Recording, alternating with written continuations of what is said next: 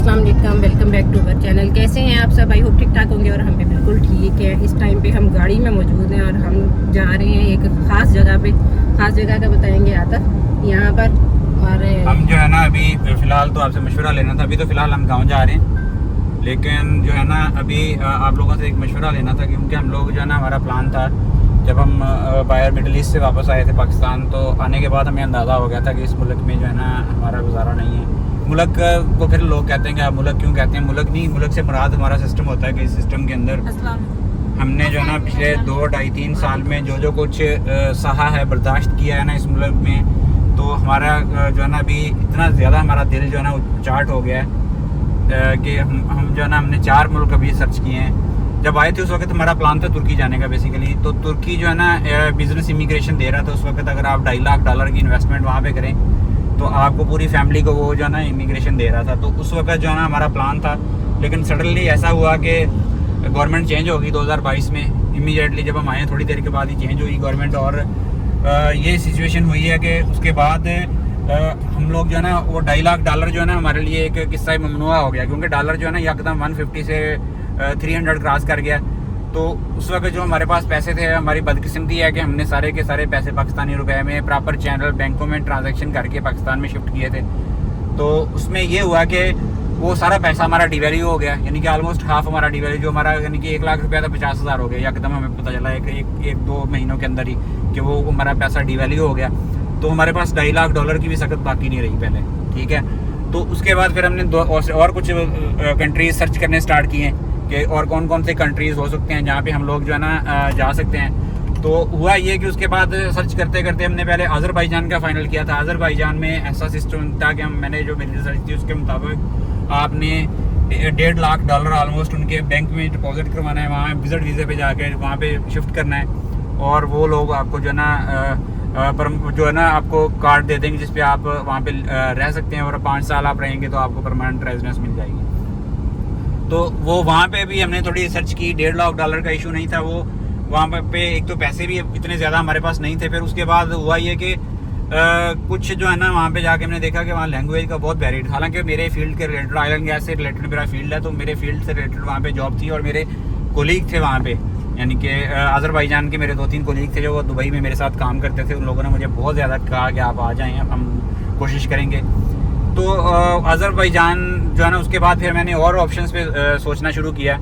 तो उसके बाद जो है ना 1-2 कंट्रीज़ और आए हमारे पास, जिसके अंदर जो है ना हमने प्लान किया था कि हम जो है ना अभी फाइनल करते करते जो है ना हमारी तुर्की तो खारिज हो गया, क्योंकि हमारे पास पैसे नहीं थे उतने। $2.5-3 लाख हमारे पास नहीं था जाने के लिए। सब कुछ बेच बाच के जाते, और सबसे बड़ा मसला ये था कि यहाँ पाकिस्तान से लीगल डॉलर पाकिस्तान से आउट ऑफ कंट्री सेंड करना, यही सबसे बड़ा प्रॉब्लम है। और हुंडी के थ्रू मैंने आज तक $1 भी ना भेजा है, ना भेजने का मैं किसी को मशवरा दूंगा, और ना ही मेरा प्लान है भेजने का हुंडी के थ्रू। बहुत सारे लोग, जब मैं शारजा में रहता था, मैं यानी कि दुबई में थे हम लोग, तो शारजा के अंदर हुंडी के बहुत बड़े ऑफिस थे जो यानी कि $1, $1.5, $2 तक जो है ना एडिशनल आपको पे करते थे कि आप लोग, यानी कि दिरहम का रेट अगर फॉर एग्जांपल $50 चल रहा है तो आपको $52 तक वो ऑफर करते थे कि हम $52 में आपके पैसे सेंड कर देंगे। लेकिन वो एक इलीगल वे है, तो अपने मुल्क की बेहतरी के लिए हम लोगों ने कभी भी इलीगल वे इख्तियार नहीं किया। और यहाँ पे भी अभी सिचुएशन ये होगी कि यहाँ स्टेट बैंक से पैसा दूसरे मुल्क में ट्रांसफ़र करवाना, ये भी बड़ा एक अलमिया है। हालांकि प्योर वाइट मनी है हमारी, सारा पैसा हम लेके हैं प्रॉपर चैनल, लेकिन उसको वापस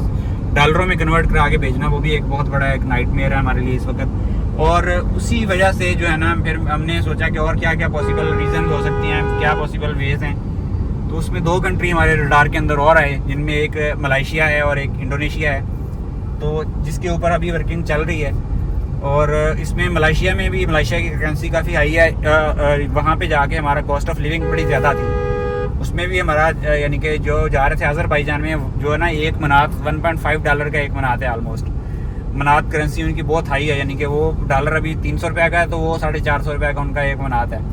तो इसलिए वो क्योंकि कॉस्ट ऑफ लिविंग जहाँ वहाँ भी हम जितनी अर्निंग कर सकते हैं आउट ऑफ फॉरनर होके, वो सारी की सारी हम लोग जो है ना उधर खा पी लेंगे। हमें कुछ भी वहाँ पे घर लेना है, अपना गाड़ी लेनी है, थोड़ा रखना है, तो बहुत डिफ़िकल्ट था। तो इसलिए हमने फ़िलहाल जो है ना उसको पोस्टपोन किया। उसके बाद हमने मलेशिया का भी सोचा। मलेशिया में भी ऐसे ही है। मलेशिया का रिंगट जो है ना उस वक्त जब दुबई में थे हम लोग, ऑलमोस्ट ये दिरहम की इक्वल था, लेकिन अभी जो है ना वो कम हो गया, काफ़ी वैल्यूज़ की कम हो गई, कम हो के फिर भी वो अच्छा खासा यानी कि महंगा है इस वक्त जो रिंगट है। तो वहाँ पे भी कॉस्ट ऑफ लिविंग ज़्यादा नहीं है, लेकिन वहाँ पे सैलरीज बहुत कम है। हमारे ऑयल एंड गैस से रिलेटेड सैलरीज बहुत कम है, और इसलिए जो है ना अभी जो सबसे ज़्यादा जो बिज़नेस अपॉर्चुनिटीज़ जिस कंट्री में है ना, जो दुनिया का सबसे बड़ा मुल्क है इंडोनेशिया, तो हमारा अभी इंडोनेशिया पे फोकस है। हम बातचीत की है, आपने देखा होगा ज़ीशान व्लॉग वाले के साथ जो है ना लोग जा रहे हैं, मेरी भी बातचीत हुई है उसके साथ डिटेल में, फैमिली इमिग्रेशन के हवाले से। वहाँ पे आप जो है ना काफ़ी लेस अमाउंट में, यानी कि आप पाकिस्तानी 25, 30, 40 लाख 50 लाख से नीचे रह के ना आप चीज़ों को मैनेज कर सकते हैं, बिज़नेस वीज़ा हासिल कर सकते हैं, बिज़नेस वीज़ा लेके जो है ना आप अपनी फैमिली को भी बुला सकते हैं। तो वहाँ पे मेरा जो है ना अभी हमारा प्लान है कि पूरी की पूरी फैमिली जो है ना एटलीस्ट उस कंट्री में रहा जाए जहाँ पे एटलीस्ट कोई नीटनेस हो, हाइजीन का इशू ना हो, 2 नंबरियाँ कम हो, दूध खालस मिले आपको, पत्ती चाय, यानी कि बेसिक आपकी ज़रूरियात तो एटलीस्ट आपको सही मिले ना, मकदार पे मैच ठीक हो। और आपको पता है हमारे मुल्क के अंदर जो लोग हैं ना, उन्होंने क्या सिचुएशन बना के दी है, क्या बच्चों के दूध से लेके पत्ती चाय हर चीज़ में 2 नंबरी आ रही है। हर चीज़ के अंदर आपको 3-3 नंबर 4-4 नंबर माल मिलेगा। और हम गाँव के बड़े करीब छोटे से सिटी में रहते हैं। आप बिलीव करें कि हमें खालस दूध नहीं मिला, क्योंकि हम बेसिकली मैं गांव का रहने वाला हूं, तो हमने बचपन में अपने गांव के अंदर जो भैंसों से और उनसे जो खालस दूध पिया है ना, तो मुझे तो उसकी स्मेल से पता चल जाता है कि ये खालस दूध है, ये मिलावट है। तो उस चक्कर में कि हमें यहाँ यानी कि हमारा मुल्क बहुत अच्छा है, इसमें नो डाउट, लेकिन आपको कोई चीज़ ना, आपको हेल्थ की फैसिलिटीज़ को ऐसी, आप जितने मर्जी पैसे लगा लें आपकी, यानी कि अब मैं छोटे शहर में रहता हूँ, यहाँ मुझे कहेंगे मुल्तान ले जाओ अपने बंदे को, अगर कोई बीमार हो गया, या कहेंगे लाहौर ले जाओ इसको। और आसपास करीब 3, यानी कि जो आप देखें ये मुल्तान से लेके लाहौर के दरमियान में एक साहिवाल आता है, जहाँ पे थोड़ी बहुत आपको हॉस्पिटल अच्छे मिलेंगे, वरना ये पूरी कुछ 5-6 करोड़ आबादी की बेल्ट है। यहाँ पे एक भी अच्छा हॉस्पिटल नहीं है जहाँ पे आप अपनी प्यारों को, किसी बंदे को कोई मसला मसाइल हो जाए तो इमीडिएट आप उसको लेके जा सकते हैं जहाँ पे। तो आप अंदाज़ा करें कि उस मुल्क में जहाँ पे बेसिक फैसिलिटीज़ नहीं है, और छोटे छोटे यानी कंट्रीज़ के अंदर ये सारी फैसिलिटीज़ आपको फुट स्टेप पे, यानी कि वॉकिंग डिस्टेंस पे आपको मिल जाएंगी।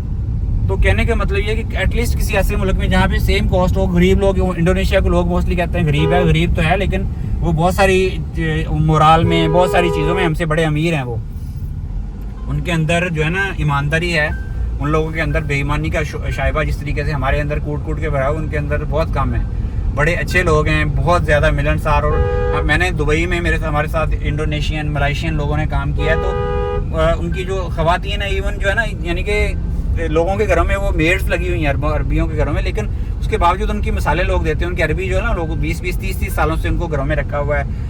तो वहाँ पे एटलीस्ट आपको ये basic education, basic health care और चीज़ें आपको एटलीस्ट ईमानदारी वाली, अच्छी वाली चीज़ें, खालस चीज़ें, एटलीस्ट मुझे नहीं लगता कि वहाँ पे इस तरह की 2 नंबरी है जिस तरह की हमारे लोग करते हैं। वहाँ पे इस तरह की 2 नंबरी है। तो हमारा इस वक्त डेस्टिनेशन वही है कि हम इस वक्त बहुत सीरियसली इस बात पे सोच रहे हैं कि हमने इमीडिएटली इंशाल्लाह जो है ना प्लान है हमारा कि हम मूव हो जाएं, क्योंकि हमें तो जैसा भी हमने धक्के खा के ज़िंदगी गुजार ली है, हम चाहते हैं कि हमारे बच्चों को कोई अच्छा फ्यूचर मिले, उनको पता चले कि दुनिया के अंदर इंसानियत भी है कहीं पे। क्योंकि यहाँ पे तो हर चीज़ में आपको बचा के चलना पड़ता है। कोई 1 सेकंड के लिए आपने किसी पे एतमाद किया तो आपको कोई पता नहीं किस बंदे ने चूना लगा देना किस वक्त आपको। तो बाकी ये अभी गांव जा रहे हैं हम, गांव की आपको दिखाते हैं जाके आगे। गांव में आज प्लान तो है जाने का, हो सकता है वापस आ जाए। वहाँ पे एक अजीज़ है, उनको ब्रेन हेमरेज हुआ बेचारे गांव में के अंदर। आपको पता मेरे वाले साहब की डेथ पता नहीं आपको पता कि नहीं, उनकी भी ब्रेन हेमरेज के साथ ही हुई है। हमने 1.5-2 साल बहुत, यानी कि हमें आइडिया भी नहीं हुआ कि हमें एक दिन बाद तकरीबन 30 आवर्स के बाद हमें आइडिया हुआ कि उनको फालज हुआ है, वरना हमें पता ही नहीं था फालज हो गया। वो 24 आवर्स तक बिल्कुल नॉर्मल थे। हम जब डॉक्टर को चेक करवाया उस वक्त टाइम उनका जो है ना 15-16 घंटे गुजर चुके थे जिस वक्त हमें पता चला। सुना है कि उसमें कोई इंजेक्शन होता है, अगर 4 घंटे के अंदर अंदर लग जाए तो जो क्लोट आपके दिमाग के अंदर बनता है वो उससे जो है ना डिज़ोल्व हो जाता है। अल्लाह जाने वाला। यहाँ पे फैसिलिटीज़ के ना होने की वजह से जब हमें आइडिया भी नहीं हुआ, क्योंकि उनको घुटनों का मसला था, तो हमें बिल्कुल अंदाज़ा भी नहीं हुआ कि उनको क्या मसला हुआ। आप बिलीव करें कि हम जब पहुँचे हैं डॉक्टरों के पास लेके जब गए हैं, हमें थोड़ा सा हुआ कि उनको कुछ अब नॉर्मल फीलिंग हमें आई है, लेके गए हैं तो डॉक्टर ने हमें बताया कि इनको जो है ना फालज हो गया, लेकिन अभी इनको कुछ नहीं हो सकता, टाइम गुजर गया। और उन्होंने 1.5 साल जो है ना, जैसे अल्लाह ना करे किसी का वालदान इस तरह की कैफियत में होंगे, यानी कि 1.5 साल फीड जो है ना, फीड पाइप के ऊपर उनको इंजेक्शन के साथ जो है ना खुराक दी जाती थी, लिक्विड डाइट, और कोई सिचुएशन नहीं थी। हमने बड़ा टफ, यानी कि उस वक्त हमें अंदाज़ा हुआ कि हमारी सारी चीज़ें जो है ना बेईमानी है कि हम कुछ भी नहीं कर सकते। हो तो कहीं पे भी सकता है, लेकिन यहाँ पे इसलिए ज़्यादा हुआ है कि यहाँ पे जो है ना हमारे पास फैसिलिटी नहीं थी जहाँ पे हम चेक करवा सकें, या वो इंजेक्शन अरेंज करने के लिए भी आपको कई घंटों का सफ़र करके कहीं किसी जगह पे जाना पड़ता था। तो बात करने का मकसद कि एटलीस्ट मरना तो हर बंदे ने है, हमारा टाइम है, यानी कि हमने मरना ही मरना है, ये तो कन्फर्म है, ठीक है। लेकिन एटलीस्ट उन मुल्कों में जाके जहाँ पे बंदे के ज़िंदगी की कोई कीमत है, वहाँ पे जाके मरा जाए ज़्यादा। मेरे ख्याल में तो अल्लाह ताला ने अकल शूर, अल्लाह ताला ने कुरान में जा बजा जगह पे कहा कि ईमान वालों के लिए इस पूरी दुनिया में निशानियाँ हैं, और हिजरत तो हमारे नबी की एक सुन्नत है। हिजरत जो है ना इंसान को करनी चाहिए। तो मैंने तो बहुत हिजरतें की हैं, बहुत पाकिस्तान से बहुत धक्के खाए हैं बाहर जा के, लेकिन अभी परमानेंट जो है ना इस मुल्क से हिजरत करने को दिल कर रहा है अभी, यानी कि और नहीं रहना चाह रहे हम लोग। दुआ करें अल्लाह ताला हमारे लिए आसानियाँ पैदा फरमाए और आप सब लोगों के लिए भी आसानियाँ पैदा फरमाए। बाकी कोई बंदा है हमारा, कोई जिसको एक्सपीरियंस है इंडोनेशिया का, तो लाजमी हमारे साथ शेयर करें। मैं इंडोनेशिया नहीं गया, ना ही मेरा एक्सपीरियंस है इंडोनेशिया के अंदर जाके वहाँ पे क्या हालात हैं। तो प्लान है मेरा जाने का कि कैसे जाया जाए, हमें पूरी फैमिली के साथ जाएं या कि विजिट पे जाके एक दफ़ा चेक करके फिर उसके बाद कोशिश करें। लैंग्वेज का बैरियर तो है, लेकिन लैंग्वेज तो आपको पता है हर जगह पे है, वो तो सीख ही जाता है बंदा। बाकी कोई भी लैंग्वेज इतनी मुश्किल नहीं होती, बंदा सीख जाता है आहिस्ता आहिस्ता। यहाँ पे हमारी जो दोनों साइड्स है ना ये बड़ी खूबसूरत, और बादल जो है ना फिर दोबारा आना शुरू हो गए हैं। वैसे हमारे आज बारिश नहीं हुई है, कल बहुत ज़्यादा पूरे मियाँ चन्नू में बारिश हुई है। इस इलाके का हमें नहीं पता, गांव में जाके ही हमें आइडिया होगा, लेकिन सब्ज़ा जो है ना वो बहुत फ्रेश हुआ है। बादल दोबारा से आना शुरू हो गए हैं, और गाड़ी में हमारे आगे निशान है। आपने गाड़ी का शीशा सही साफ़ नहीं किया हुआ है, तो इस वजह से यहाँ पे जो है वो सारे बंदे खुश बैठे हैं। खुश हो भैया, आज जा रहे हो फिर? अच्छा खासा। अली जाने लगा था आज बाबा के साथ, ये दोनों जा रहे थे, लेकिन हरीम ने और रिजान ने इतना रफड़ डाला है ना कोई, तो फिर इसीलिए हम सब जो है वो एक साथ ही निकले। और यहाँ देखिए आप, यहाँ आके ये सबसे ज़्यादा प्यारे सीन्स जो है ना यहाँ के हैं। ये जो ग्रीनरी है बहुत खूबसूरत, काले बादल आना शुरू हो गए। मुझे लगता है हमारा ये ट्रिप अच्छा गुजर जाना है, बारिश हो गई ना आगे। बहुत झुंड है दरख्तों का, ये जो झुंड है ना ये लगता दिन के टाइम तो बहुत ज़बरदस्त लगता है, लेकिन सुना है कि रात के टाइम पे जो है ना ये यहाँ पे जो डकैतियाँ बहुत ज़्यादा होती हैं। ये ऐसा गोपन दे रहा है क्योंकि पाकिस्तान में आपको पता स्ट्रीट लाइट्स तो है नहीं कहीं पे भी रोड्स के ऊपर, तो ये जो है ना रात के टाइम आप सामने से दिखाएं ज़रा। मैं सामने से दिखा रही हूं, मैंने कहा आपका शीशा बहुत गंदा है। ज़्यादा जो है ना वो हो जाता है ना, आगे से गोपन दे रहा है, इसको जाके साफ करता हूँ मैं। ये आगे ये देखिए आगे से ये करब में कितने प्यारे दरख्त लगे हुए हैं, लेकिन ये इतना ही खतरनाक हो जाता है। इतने प्यारे लगते हैं ना, अभी दोपहर धूप निकली हुई है, लेकिन यहाँ पे रात का मंजर है और इतना जबरदस्त ये प्यारा नजारा है ना। ये बाइक पे बहुत मजे का लगता है, बहुत मजे का लगता है। जब बाइक पे आए ना तो ये वाला सीन बहुत खूबसूरत होता है। यहाँ पे इतना सब्जा है